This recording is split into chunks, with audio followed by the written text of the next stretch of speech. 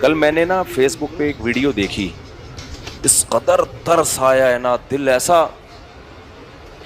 پگھلا ہے کہ کیسے کیسے دنیا میں سخت دل لوگ ہیں. کسی گاؤں میں دکھایا کہ آگ جلائی ہوئی ہے, آگ, اور ایک بکری کو دو بندے اٹھا کے نا الٹا ٹانگوں سے پکڑ کے اس آگ میں پھینک رہے ہیں زندہ کو. جیسے ہی پھینکتے ہیں وہ بیچاری ایسی معصوم آواز میں میں کرتی ہے, کتنی سخت تکلیف ہے آگ کی یار, اور اس آگ سے نکل کے بھاگتی ہے وہ, پھر لا کے اس کو دوبارہ پھینک دیتے ہیں. یار تم اگر جانور کا گوشت پکا رہے ہو, کتنا ٹائم لگتا ہے, گلے پہ ایک چھری چلا دو اس عذاب سے تو بچے ہی ہے. ایسے ہی اس کی درد والی آواز جانور کی نا, بچہ تھا وہ, بکری بھی پوری نہیں تھی, تھوڑے سے ایسی درد والی آواز نکل رہی ہے, رحم کی گویا اپیل کر رہی ہے کہ خدا کے لیے میرے ساتھ یہ ظلم اور زیادتی مت کرو. انسان جب سخت دل ہوتا ہے نا, بڑا بے شرم بن جاتا ہے وہ. پھر وہ 2 دفعہ جب وہ نکل کے بھاگی ہے نا, پھر گھسیٹتے ہوئے لا رہے ہیں اس کو زندہ آگ میں. اپنی تھوڑی سی ٹینشن یار, گلا کاٹ دو اس کا, تکلیف جلدی مر جائے گی نا اس سے. بلڈ جب ہم ذبح کرتے ہیں نا جانور کو, فوراً اس کا بلڈ باڈی سے نکلنا شروع. ظاہر ہے جب بلڈ نکلتا ہے تو احساس فوراً ختم ہونا, کیونکہ اس خون ہی کی وجہ سے تو ہمارا دماغ صحیح طرح سے کام کر رہا ہے. پچھلے سال جب میں نے یہ ویڈیو دیکھی نا, میں نے کہا یہ جو اللہ نے جہنم بنائی ہے نا, بالکل صحیح بنائی ہے.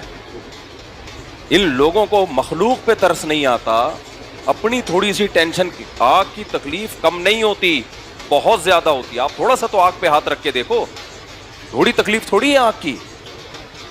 چائنا میں کچھ ویڈیوز ہم نے دیکھی. دیکھو اسلام نے نا جانوروں پہ ایک بہت بڑا احسان یہ کیا ہے کہ جو حلال جانور ہیں نا وہ حلال کیے, اور جو درندے ہیں وہ ہمارے لیے حلال نہیں کیے. ان میں بہت ساری حکمتیں ہیں کہ ان کا گوشت ناپاک ہوتا ہے, لیکن ایک حکمت سرسری غور سے یہ بھی سمجھ میں آتی ہے کہ جتنے حلال جانور ہیں نا وہ زیادہ ذہین نہیں ہوتے ہیں, سمجھ رہے ہیں, اور درندے اور حرام جانور جو ہے نا ان میں ذہانت زیادہ ہوتی ہے, تبھی ان کو سدھایا جاتا ہے. کتا کتنا ذہین ہے. اب ہم نے دیکھا ہے بقرعید میں 100 گائے کھڑی ہوئی ہے نا, اجتماعی قربانی ہو رہی ہے.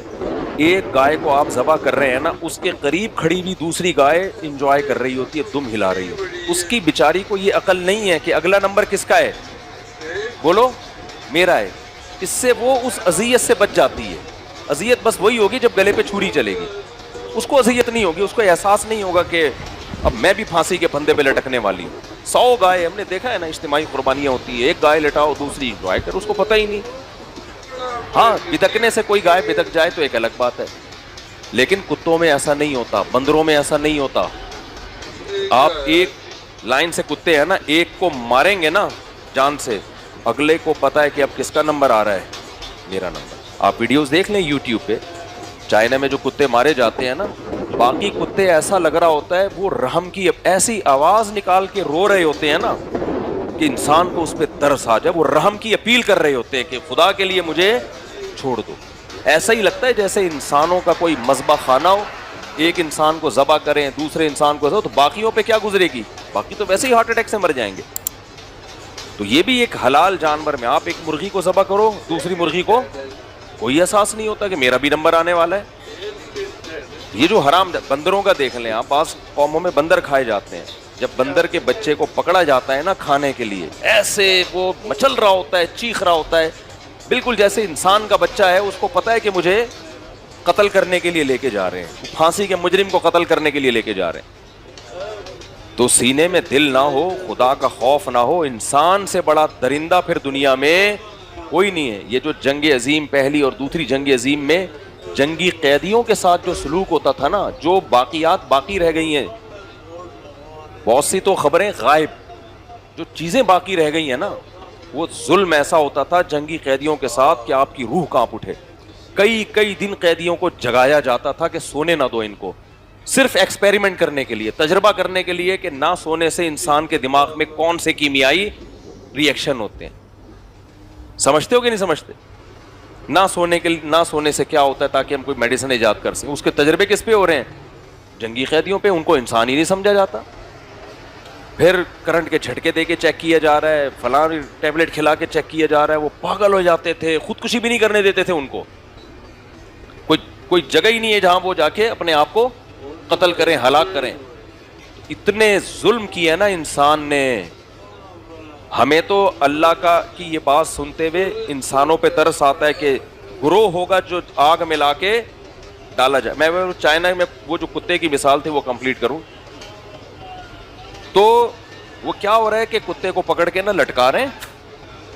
اب وہ کتا ایسے لگ رہا ہے رحم کی اپیل کر رہا ہے. ذہین جانور ہے کتا, گائے بکری کی طرح بے وقوف نہیں ہوتا. وہ رحم کی اپیل کر رہا ہے. اس کو لٹکا دیا آپ نے, چلو یہاں تک بھی سمجھ میں آتا ہے. مارے آپ اس کو, نیچے سے آگ لگا کے جلایا جا رہا ہے. زندہ کو کیا کیا جا رہا ہے یار؟ اس کو گولی مار دو, کوئی بے ہوشی کا انجیکشن لگا دو, کتنا ٹائم لگتا ہے؟ صرف وہ بے زبان ہے, وہ کچھ کر نہیں سکتا, وہ بھاگ نہیں سکتا.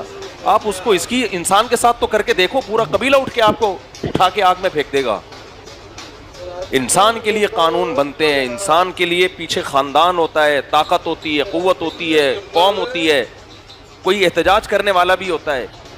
جانور کا قصور یہ ہے کہ وہ کیا ہے؟ بے زبان ہے. وہ اپنا غم, اپنا درد بیان نہیں کر سکتا. اتنا ترس آیا مجھے اس کتے کے اوپر. اس کی کتا جب روتا ہے نا ایک عجیب سی آواز نکالتا ہے, رحم کی اپیل کر رہا ہے. اور آپ نے لٹکا کے کیا کیا؟ نیچے سے کیا لگا دی؟ آگ. جلا رہے ہیں آپ اس کو, زندہ کو.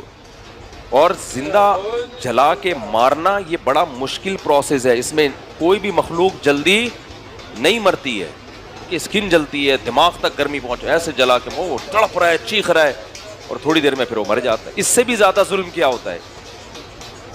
یہ بھی ویڈیوز یہ ساری یوٹیوب پہ پڑی ہوئی ہیں, آپ کو نظر آ جائیں گی.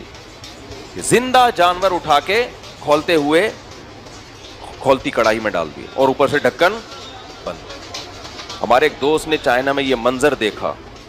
کہتے ہیں کتے کو بڑے کوکر میں نا زندہ کتا, اور کتا وہی رحم کی اپیل کر رہا ہے. اس کو پتا ہے کہ میرا کیا حشر ہونے والا, رحم کی اپیل کر رہا ہے. اٹھا کے اس کو زندہ کوکر میں ڈالا ہے, زندے کو کوکر میں ڈالا ہے, کڑھائی میں, تیل کی کڑھائی میں, اور اوپر سے ڈھکن بند.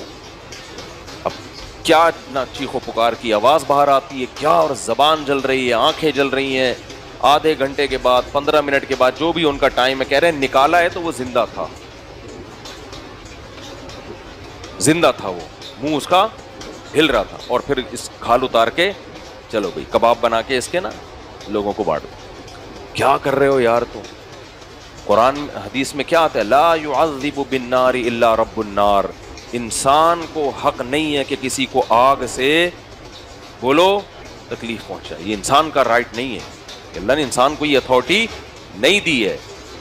تو اس لیے جب ہم سنتے ہیں نا کہ جہنم میں جلایا جائے گا تو ہمیں ترس آتا ہے, لیکن جب یہ منظر دیکھتے ہیں نا ہم, تو خدا کی قسم میرا دل یہ کر رہا تھا کہ کاش میرے پاس طاقت ہوتی, میں اس کتے کو اتارتا اور اس بندے کو لٹکاتا, اور لٹکا کے نیچے سے آگ جلاتا. تب دیکھ تجھے اس کی کیسی تکلیف ہو رہی ہے.